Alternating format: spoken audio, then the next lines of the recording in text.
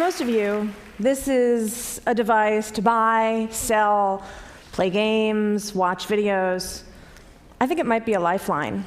I think actually it might be able to save more lives than penicillin. Texting.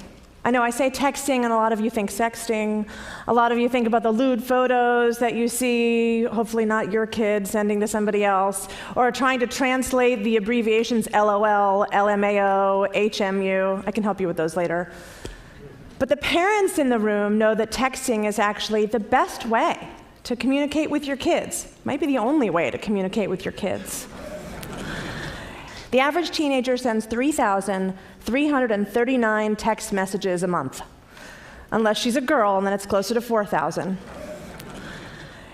And the secret is she opens every single one. Texting has a 100% open rate. Now the parents are really alarmed. It's a 100% open rate even if she doesn't respond to you when you ask her when she's coming home for dinner. I promise she read that text. And this isn't some suburban iPhone-using teen phenomena. Texting actually over-indexes for minority and urban youth. I know this because at DoSomething.org, which is the largest organization for teenagers and social change in America, about 6 months ago we pivoted and started focusing on text messaging. We're now texting out to about 200,000 kids a week about doing our campaigns to make their schools more green or to work on homeless issues and things like that. We're finding it 11 times more powerful than email. But we've also found an unintended consequence. We've been getting text messages back like these. I don't want to go to school today. The boys call me faggot. I was cutting. My parents found out, and so I stopped, but I just started again an hour ago. Or, he won't stop raping me. He told me not to tell anyone. It's my dad. Are you there?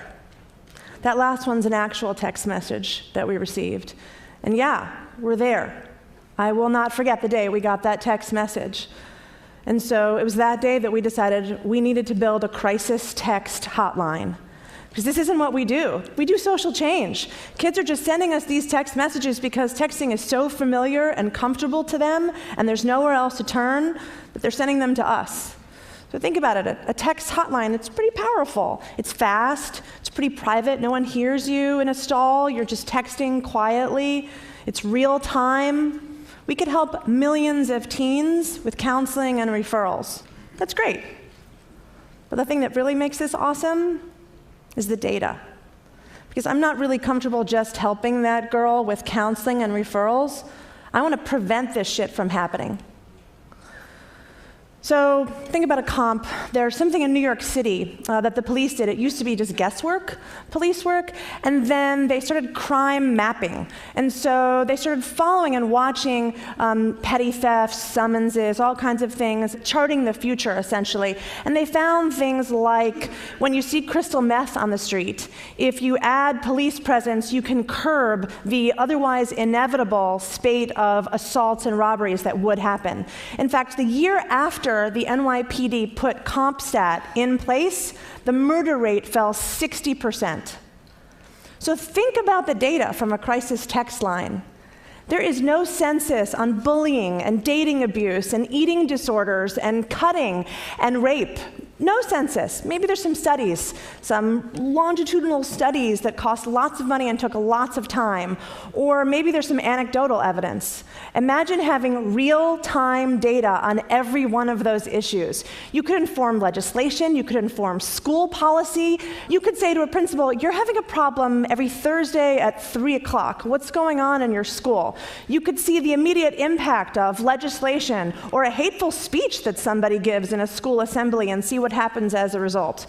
This is really, to me, the power of texting and the power of data.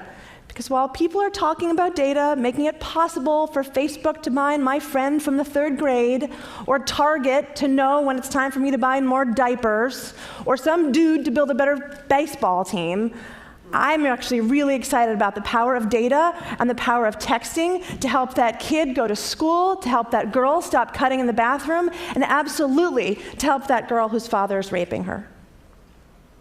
Thank you.